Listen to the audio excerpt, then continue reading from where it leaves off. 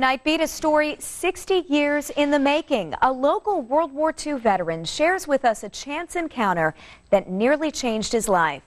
The Night Beat's Kevin Rader attended today's special ceremony by the Indiana flight program that flies World War II vets to Washington to see the memorial they made possible. Kevin?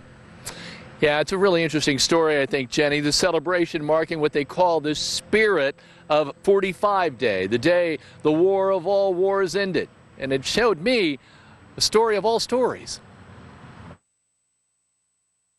And when two lovers meet. Jimmy McDowell is very comfortable in front of a crowd, especially this crowd. You see, any one of these veterans at the World War II Memorial on Sunday could have heard him sing some 70 years ago. That's where Glenn Miller first saw him, August 14th, 1944. There's Miller. The Glenn Miller Band, yeah. Yeah, and the singers and Johnny Desmond's in there. And here's how the guy sat on the plates. Oh, yeah. And we were in there someplace. McDowell says it was a day he would never forget, but it really just set the stage for what was yet to come. When Miller would actually be sitting in the crowd listening to McDowell's band playing at the Officers Club that night. And the latrine, yes, is right behind our picture that was taken. So that's my favorite picture of all the war, was standing there talking to Major Glenn Miller. Miller asked McDowell what he wanted to do after the war.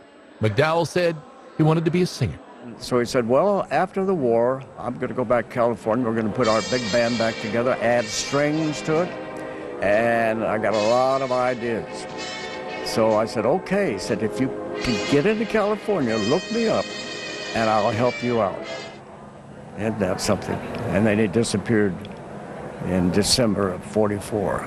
After the war, McDowell would eventually come back to Indiana and start his Hall of Fame broadcasting career that included Bandstand 13 on Channel 13.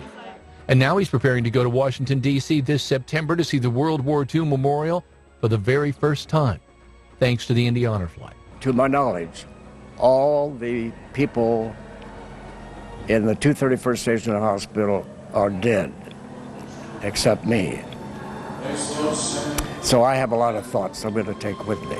But he will go without regret. At age 91, he's comfortable with his life. There's nobody to call anymore.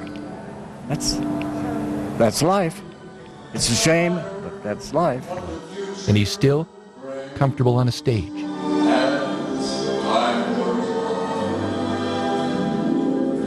Now, if you don't recognize the name Jimmy McDowell, you may recognize his air name that he used in Indianapolis television for years, Jimmy Mack. And by the way, the honor flight is September 7th. At the War Memorial, Kevin Rader, Channel 13, Eyewitness News. Oh, he has such a beautiful voice, Kevin. Thanks for sharing his story, and we certainly thank him for his service as well.